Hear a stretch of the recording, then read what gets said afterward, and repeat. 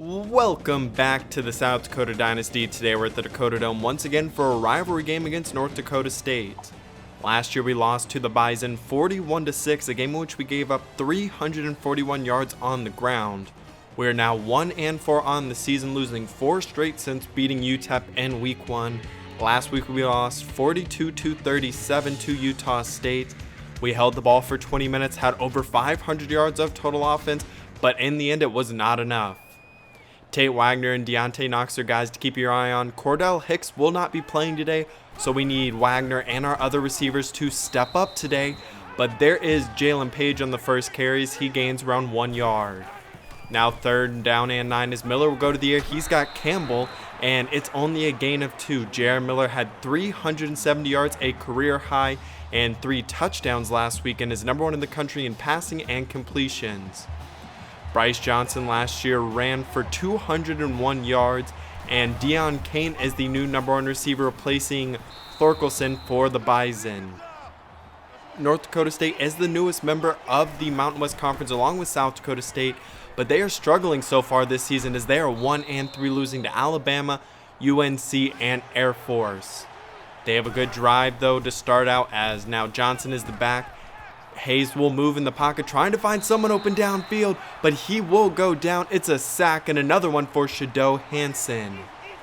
It'll be 2nd down and 12. They'll go I formation stretch outside for Johnson. He cuts it back to the middle and is brought down by Bukowski.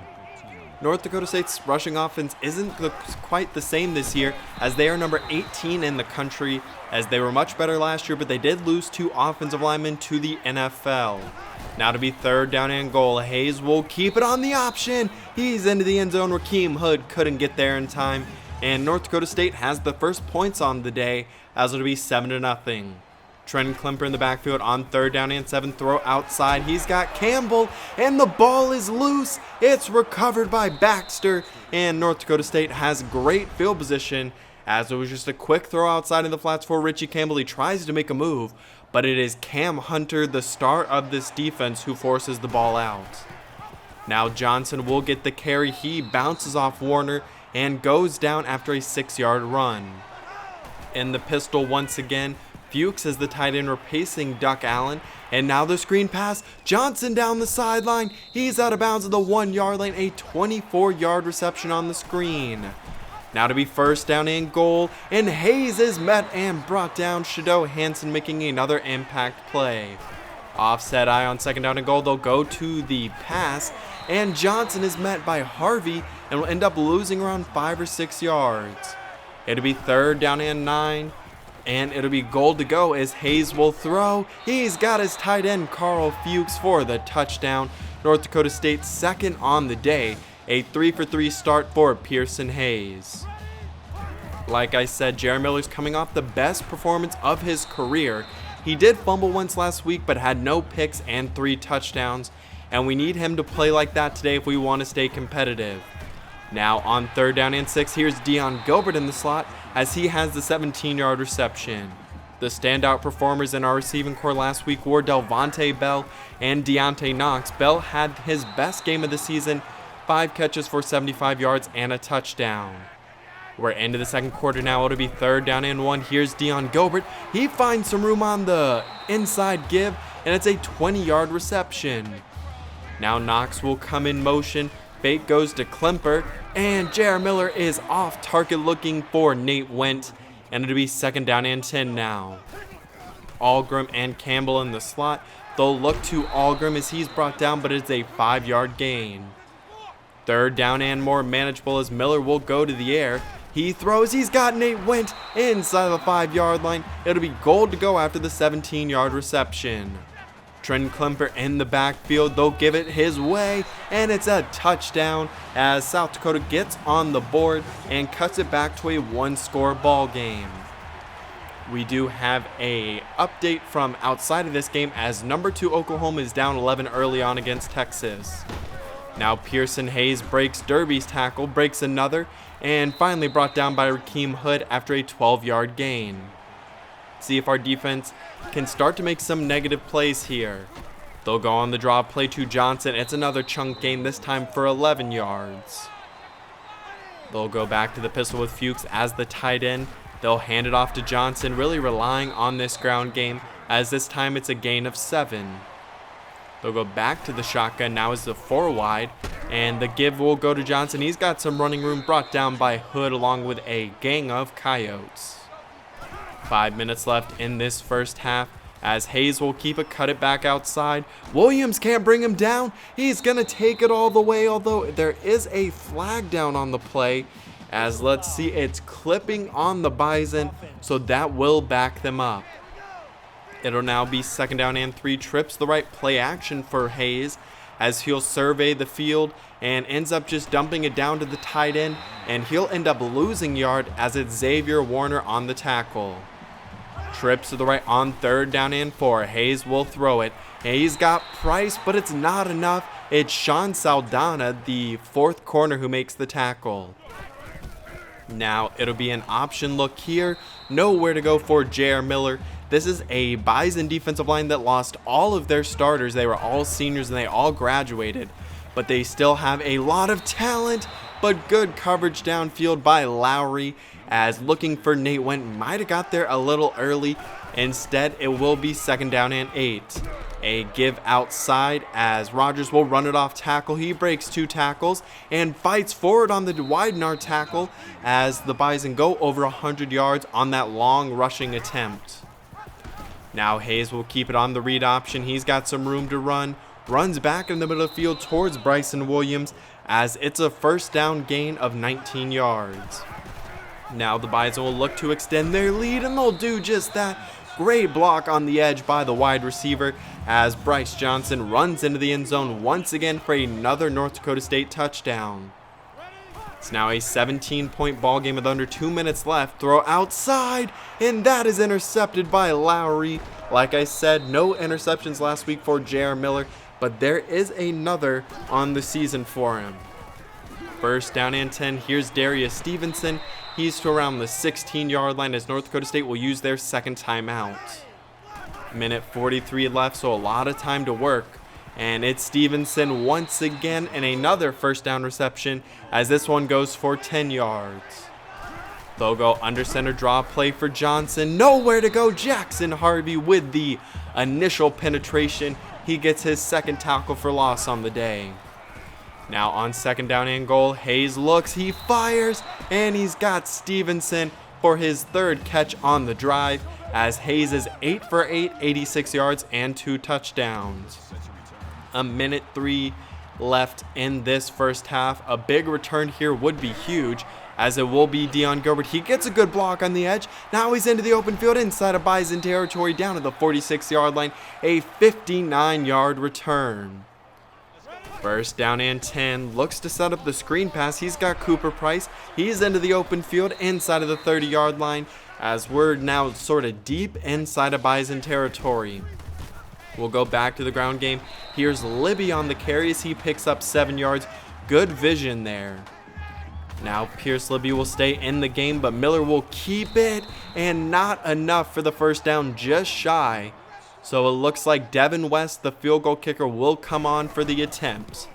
And his kick is away, and it is good for our 2nd score on the day. It'll be 10 points on the day now for us. Oklahoma has retaken the lead, though, on Texas as we head into halftime down by 21.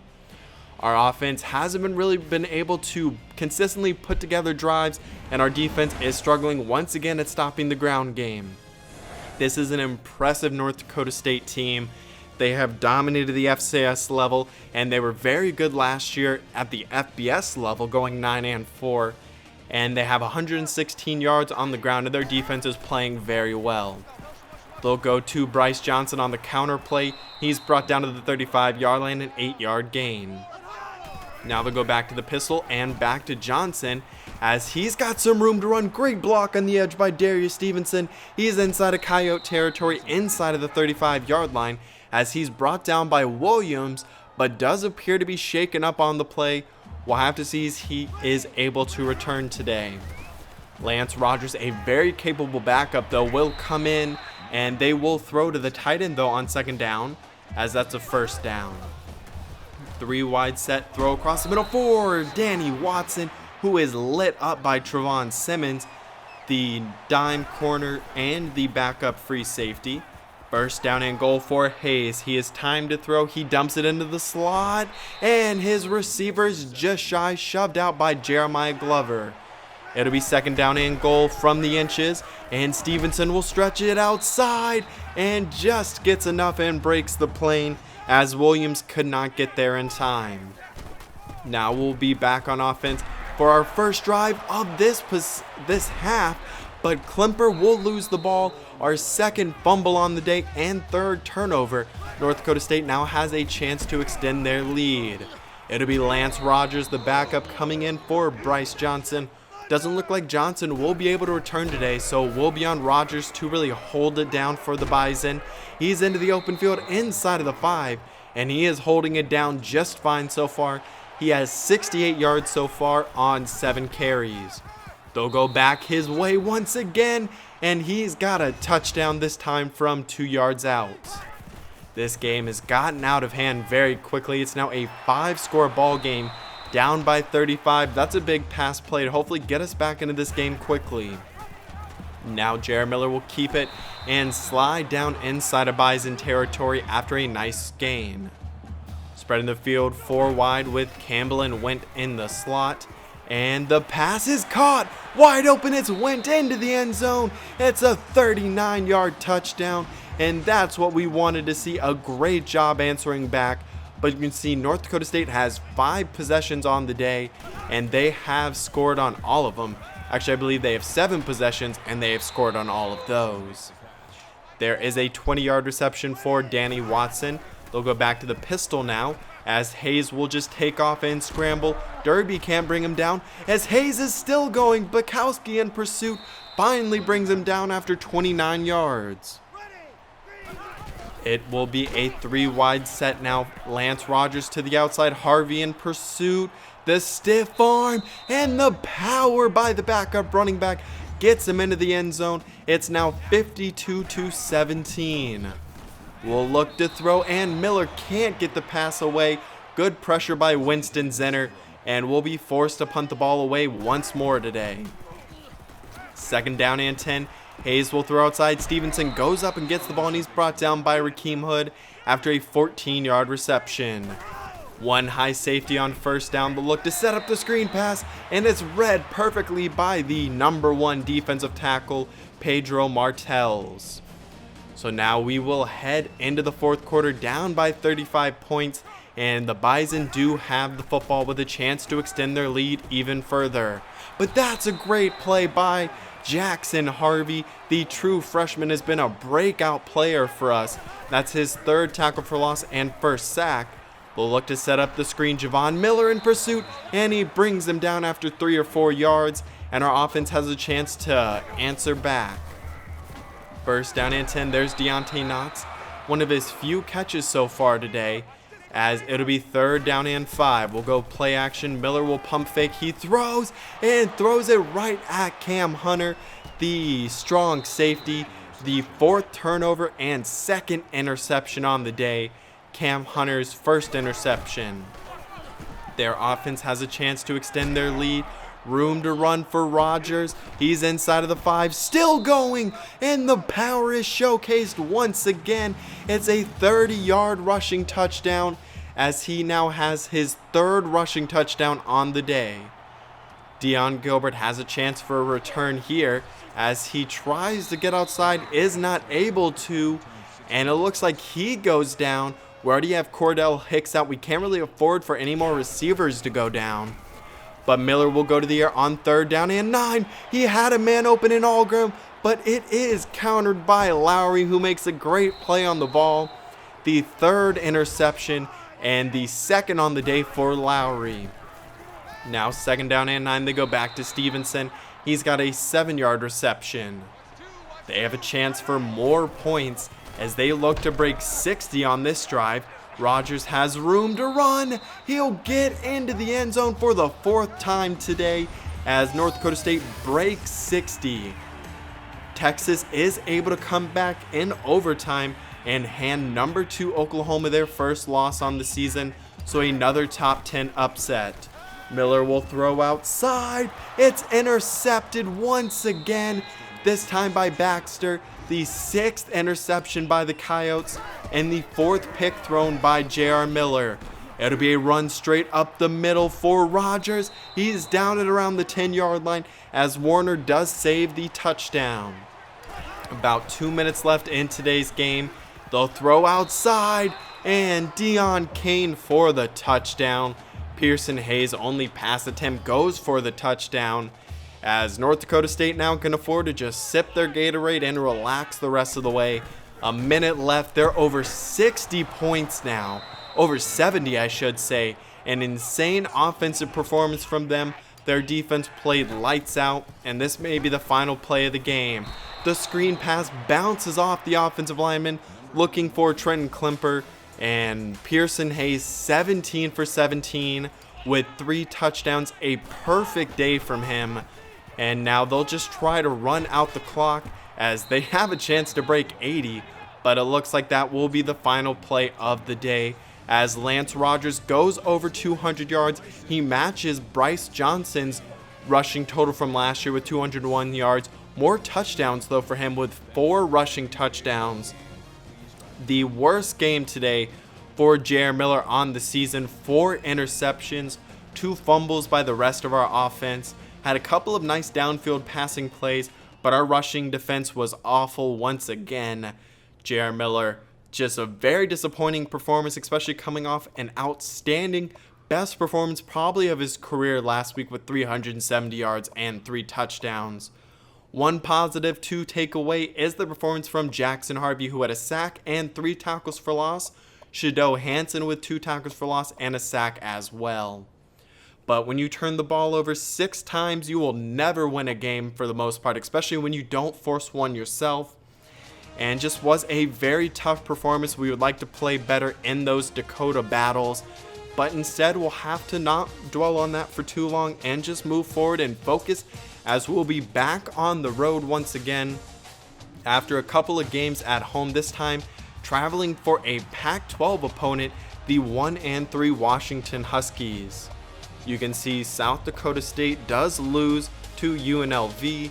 North Dakota is blown out by Pitt, and of course North Dakota State beat us. The top 25, you can see here, Clemson, LSU, Alabama, Arizona, and Virginia Tech. Cincinnati is number 6. Florida International, they beat number 1 Ohio State earlier this year. They are now up to number 11, as Nebraska is in the top 25. But we do have some bad news, as a broken finger will keep Dion Gilbert out of the game. But one positive with that is we do have Cordell Hicks back, so 1 loss is and 1 gain sort of equals out. A look at the season statistics. Our running game has not been consistent. J.R. Miller is still in the top tier of passing yards in the whole NCAA. That may change a little bit after we have our bye week and after such a poor performance as they had this week. But leading us in tackles for loss, it's Jackson Harvey and Sylvia Widenar. But we do have some positives to take away today. We had some prospects visiting, and we got 3 commits. We got one from Trey Tucker, who will be the punter next year, and then Keel Foster, a 1-star prospect out of Minnesota. He's a developmental safety prospect who is a decent athlete who needs to get better in coverage. And then defensive tackle is probably our top need on the board, and we got a good athlete in Terrence Bell, but he's going to need to develop in all other areas. Now we have 4 players left that we're actively targeting, and we all have a very large lead for them, so hopefully they will be committing in the upcoming weeks. Our recruiting class currently ranks 34th in the country, and we also currently have the most prospects committed. But I hope you did enjoy today's episode. It was a tough loss. Would love to play better against North Dakota State, but they are still just way too talented for us. And hopefully as the years progress, we're able to be more competitive with them. But I hope you did enjoy today's episode. If you did, please like down below. Leave your comments on our recruits and commits we got today. I will see you next time for a double header, as we'll be playing Washington and Northwestern. Have a great rest of your day.